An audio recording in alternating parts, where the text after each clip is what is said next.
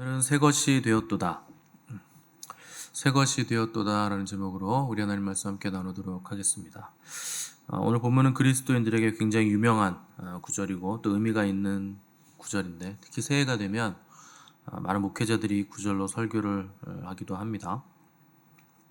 성도라면 당연히 새로운 피조물이 되기를 원하고, 특히나 또 새해가 되면 새롭게 살겠다 이렇게 다짐하는데, 늘상 새로워지지 못하고 제자리 걸음을 하거나 오히려 또 뒤로 후퇴한 느낌을 받게 되면서 실망하기도 하고 또 새로워지기를 포기하는 사람들도 굉장히 많습니다. 근데 이 구절을 보시면 새로운 피조물이 될 것이라거나 되도록 노력하라거나 이렇게 얘기를 하지 않고 이미 새로운 피조물이다 이렇게 과거형으로 얘기하는 거 볼 수 있죠. 그러니까 새로운 피조물이라는 개념은 우리가 생각하는 거하고는 매우 다르다. 그리고 이미 우리를 새로운 피조물로 주님은 보고 계신다 하는 겁니다.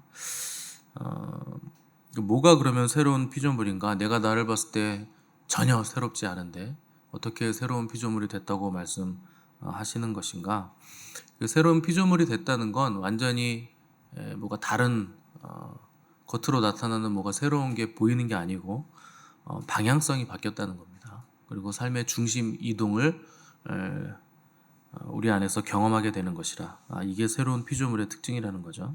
그래서 예수 그리스도를 만나서 새로운 피조물이 됐다는 것의 증거는 세상 중심에서 하나님 중심으로 바뀌는 것, 이 방향성의 변화가 새로운 피조물의 가장 강력한 증거가 된다는 것이죠.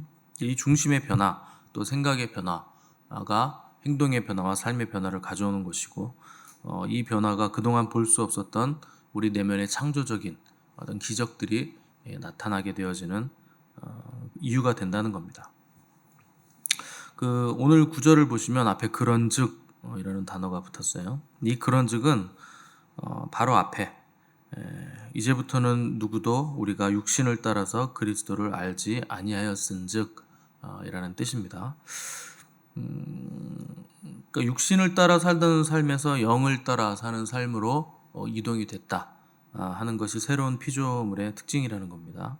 육신을 따라 살면 어떤 법에 우리가 잡히느냐? 죄와 사망의 법에 잡히는 겁니다. 바울이 육신을 따라 산다고 할 때는 육신의 정욕을 얘기하기도 하고, 동시에 율법으로 구원을 이루어 보려고 하는 시도를 얘기하기도 하는 겁니다. 율법으로 구원을 이루려고 하면 율법은 죄와 사망의 법이기 때문에 거기서 헤어날 수가 없게 된다 하는 것인데, 새로운 피조물이 되면, 영을 따라 살면 이 죄와 사망의 법에서 해방돼서 생명의 성령의 법으로 우리가 생명과 평안을 누리게 된다 하는 겁니다. 그래서 이 새로운 피조물이 느끼는 생명과 평안은 예수 그리스도 안에서만 느껴질 수 있는 생명과 평안이라는 거죠. 그러니까 어떻게 우리가 생명과 평안을 누리게 되느냐? 예수 그리스도가 가장 중요하기 때문에 예수님 외에 나머지 모든 것들은 잃어버릴 준비가 돼 있기 때문에 평안한 겁니다. 그래서 나머지 모든 것들은 잃어버릴 준비가 돼 있기 때문에 거기에 잡히지 않고, 그것 때문에 흔들리지 않게 됐기 때문에 우리에게 평안이 있다는 거죠. 그러면 예수 그리스도 외에 다른 건 다 그냥 버려야 되는가? 그렇지 않습니다. 다 없어도 되지만 나머지는 주님이 우리를 귀하게 여기시고 사랑하시기 때문에 그냥 덤으로 주시는 거예요. 그래서 먼저 그의 나라와 그의 의를 구하라, 그리하면 이 모든 것을 너희에게 더하시리라. 이 구절이 이 얘기를 해주는 겁니다. 그러니까 주님만 있어도 구원받은 것만으로도 감지덕지죠. 너무나 감사한 거죠. 근데 그분 한 분만 계시면 다 잃어버려도 우리는 아무런 문제가 없는 사람들입니다. 그런데 주님 안에 있다는 그 이유로 모든 것들을 다 더해 주시겠다는 거예요. 있으면 감사하지만 없어도 괜찮은 걸 우리가 덤이라고 부르는 겁니다. 덤으로 주어진 걸 부둥켜 안고 이거 없으면 나 죽네 사네 하는 거 굉장히 어리석은 일인 거죠. 그거 모으려고 아둥바둥하고 그 모은 거 지키느라고 안달복달하고 그것처럼 에너지를 낭비하는 일이 없다는 건데, 새로운 피조물이 됐다는 것은 덤의 마음에 가 있는 게 아니고 가장 중요한 우리 주님께 마음이 가 있기 때문에 덤은 있어도 좋고 없어도 좋지만 주님은 그걸 또 우리에게 덤으로 선물로 주시더라 하는 것을 우리가 경험을 하게 된다는 겁니다. 자, 사도 바울이 새로운 피조물이라고 했을 때 피조물이라는 것 자체가 창조됐다 하는 뜻이고, 우리가 새로운 피조물이 됐다는 건 새로운 창조가 우리 안에서 일어났다, 우리에게 창조의 기적이 일어났다 하는 것을 전제로 하는 거죠. 창조에는 두 가지가 있습니다. 아무것도 없는 것에서, 무에서 유를 만들어내는 거, 영어로 하면 뭐 크리에이트가 되겠죠. 그리고 있는 것을 조합해서 무언가 새로운 다른 어떤 걸 만들어내는 거, 영어로 하면 뭐 메이크 정도가 될 겁니다. 그러니까 완전히 없는 것에서 무에서 유를 창조한다 하는 것은 어떻게 보면은 진짜 아예 없는 것에서 무를 창조한 거지만 지금까지 없던 어떤 것을 만들어내는 거죠. 그 창조가 우리 안에서 일어나게 된다는 겁니다. 그래서 새로운 피조물이라는 건 하나님의 창조의 기적, 창세기에 나타나는 그 창조의 기적이 우리 안에서 일어난다는 겁니다. 그 다윗이 밧세바를 범죄하고 나서 하나님 앞에서 회개한 시편이 시편 51편인데, 거기서 다윗이 뭐라고 기도했냐면 하나님이여 내 속에 정한 마음을 창조해 달라 이렇게 기록을 했습니다. 여기 창조가 그 창세기에 나오는 창조 바라라는 동사인데, 없는 것을 있게 해주십시오. 그러니까 내 안에 정한 마음, 깨끗한 마음은 없는데, 인간에는 그런 게 없는데 하나님께서 창조의 기적을 일으키셔서 내 안에 정한 마음을 좀 창조해 주십시오 이렇게 기도를 한 겁니다. 정하다라는 히브리어가 타호르예요. 이 타호르가 원래는 하나님의 속성인데 여호와의 말씀은 순결하여라고 했을 때 이 순결이 타호르고, 또 여호와의 눈은 정결하여라고 했을 때 여기 정결도 타호르라는 단어를 씁니다.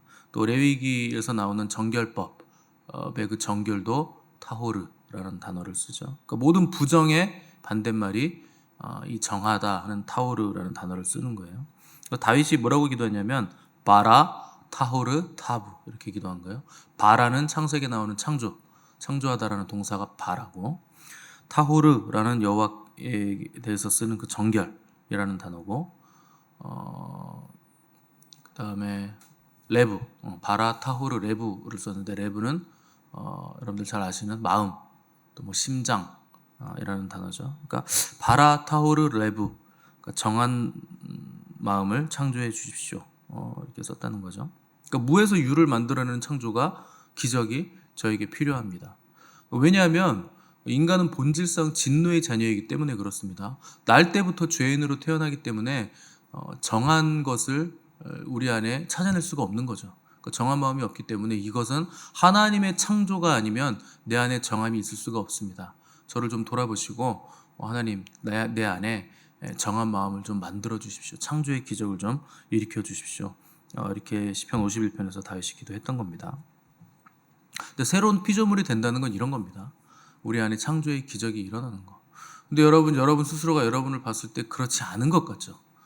예수 그리스도를 만났고 믿고 구원받았는데 내가 새로운 피조물이 아닌 것 같은 느낌을 받겠지만 여러분들은 이미 새로운 피조물입니다.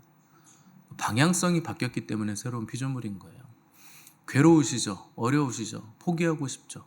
그 고민이 있다는 것 자체가 새로운 피조물의 증거예요. 고민이 없으면 아무것도 아닌 겁니다. 고민이 있다는 것 자체가 무한한 가능성이 우리 안에 있고 이미 방향성은 바뀌어 있다 하는 증거가 되는 것이죠. 그래서 우리가 신앙생활을 하면서 스스로를 보거나 옆에 있는 사람들을 볼 때 저건 진짜 하나님이 하시는 거다 싶을 만큼 굉장히 많이 변화되고 있는 거예요. 하루하루를 봤을 땐 변화가 없는 것 같은데 1년 전과 지금 비교했을 때, 3년 전과 지금을 비교했을 때, 10년 전과 지금 비교했을 때 엄청난 변화들이 우리 안에 일어났다는 거죠. 너무나 달라져 있는데 그게 뭐냐? 하나님의 창조의 기적이라는 겁니다. 우리 스스로는 그렇게 변할 수가 없는 거예요. 그래서 바울은 15절에서 그가 모든 사람을 대신하여 죽으심은 살아있는 자들로 하여금 다시는 그들 자신을 위하여 살지 않고 오직 그들을 대신하여 죽었다가 다시 살아나신 이를 위하여 살게 하려 함이라. 그러니까 한마디로 예수 그리스도를 위한 삶으로 바뀌어졌다. 중심 이동이 됐다. 방향성이 완전히 바뀌었다 하는 겁니다.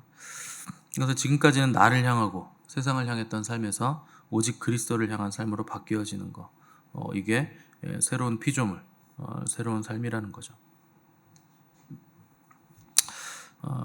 그래서 바울은 빌립보서 3장에서 내 주 예수 그리스도를 아는 지식이 가장 고상하다. 그래서 나는 오직 그리스도 예수 안에서만 발견되기를 간절히 원한다. 이렇게 고백을 했습니다.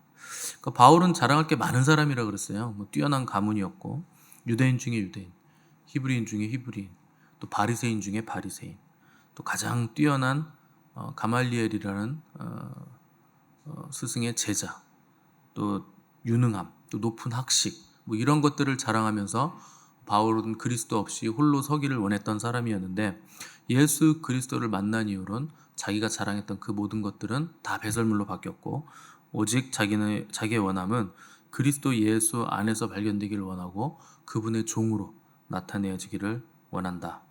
이렇게 고백을 한 겁니다. 그러니까 세상이 나를 어떻게 보는가에 관심을 두지 않고 주님이 나를 어떻게 보시는가, 하나님이 나를 어떻게 평가하는가, 거기에 관심이 있었다는 겁니다. 그것이 새로운 피조물이죠. 그래서 사도행전에 보시면 총독이 바울을 향해서 바울아, 네 많은 학문이 너를 미치게 한다 할 정도로 바울이 굉장히 높은 학문, 지적인 수준을 가지고 있던 사람이었는데, 예수 그리스도를 만난 바울을 보더니 드디어 제가 헷가닥했구나, 미쳤구나, 너 너무 공부 많이 해서 그래, 너 완전히 미쳤어, 이런 얘기를 할 정도로 바울은 예수 그리스도께 미친 사람이었다는 겁니다. 원래 그리스도를 믿는다는 건 그리스도께 미치는 거예요. 사실 미친다는 게 남이 보기에만 불쌍해 보이고 미친 것 같은 거지, 정작 미친 본인은 굉장히 행복합니다.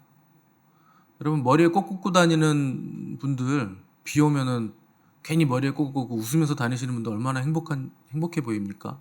그 웃음이 얼마나 행복합니까? 그러니까 남이 보기에만 아유 진짜 미쳤네 뭐 이런 거지, 정작 미친 당사자는 행복한 거죠. 거기에 미쳐 있으니까. 그러니까 그리스도에게 미친 사람들, 그리스도를 믿는 사람들, 그 사람들이 그리스도인이고 새로운 피조물인 거죠. 그러니까 열심히 신앙생활하는 사람들, 예수 그리스도를 사랑하는 사람들을 그렇지 못한 사람들은 이해를 못하는 거예요. 그 신앙생활을 뭐 꼭 그렇게 해야 되냐, 그렇게까지 해야 되냐, 좀 적당히 좀 믿고 적당히 주일에만 다니고 적당히 그냥 헌금하고 그렇게 교회 다녀라, 교회 생활 뭐 이렇게 열심히 하냐, 뭘 몰라서 그러는 거예요. 여러분, 미치시기 바랍니다. 다른 데 미치지 마시고 그리스도께 미치세요. 그게 여러분들의 영혼을 보장합니다. 고자키야 이 땅에서 여러분 길게 살아봐야 100년밖에 안 돼요. 그 100년 다 채우시는 분도 없고, 그리고 이미 우리는 절반가량을 살았죠. 얼마 안 남았는데 그 나머지 절반도 건강하게 지금처럼 살지, 아니면 골골 하다가 어느 순간 갈지, 아무도 모르는 겁니다. 얼마 남지 않은 시간들을 우리가 무엇을 위해서 살아야 되는가, 그 영혼을 위해서 살아야 된다는 거죠. 영혼을 모르면 여러분 현재를 이해할 수 없는 거예요. 현재를 열심히 산다고 현재에 미쳐서 세상에 미쳐서 살면 현재를 이해할 수 있을 것 같지만 아닙니다.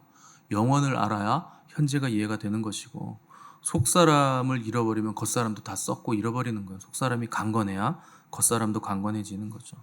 그러나 무엇보다도 우리가 예수 그리스도를 알고 얻어야, 예수 그리스도 안에서 발견돼야 우리는 모든 것을 얻는 사람인 것이고 영원히 우리 안에 만들어지게 된다는 겁니다. 그래서 그리스도에게 미친 사람들은 다른 사람들이 보기에만 이상한 거죠. 우리는 주 안에서 발견되고 주 안에서 강건하고 죽은 자 같으나 살았고, 또 근심하는 것 같으나 기뻐하고, 또 가난한 것 같으나 부여하고, 아무것도 없는 것 같지만 모든 것을 가진 사람들로 우리가 그리스도 안에서 나타나게 되는 겁니다. 그래서 새로운 피조물이 되는 비결은 뭐냐? 예수 그리스도를 인격적으로 만나고 그분을 아는 거예요. 그분을 모르면 새로운 피조물이 될 수 없습니다. 그래서 그분을 만나는 것, 그분을 아는 것이 우리를 완전히 다른 사람들로, 새로운 피조물로 변화시켜 주는 겁니다. 새하늘과 새 땅에는 누가 들어가느냐? 새로운 피조물이 들어가는 거예요. 다 새 것이잖아요. 그 새하늘과 새 땅은 새로운 피조물이 들어가는 것이고, 새로운 피조물들에게 만물을 새롭게 하시는 예수 그리스도의 놀라운 은혜와 기적들을 우리에게 나타내 보여주시는 겁니다. 이 놀라운 새 것의 역사들이 저 여러분들에게 날마다 경험되어지기를 바랍니다. 그래서 다른 것에 미치지 마시고 우리 구주 예수께 미치심으로 그분의 능력이 우리 삶에서 계속 경험돼서 새로운 사명, 새로운 삶, 새로운 피조물, 또 새로운 기업을 풍족하게 받아 누리시는 복된 저 여러분 되시기를 간절히 바랍니다. 함께 기도하겠습니다.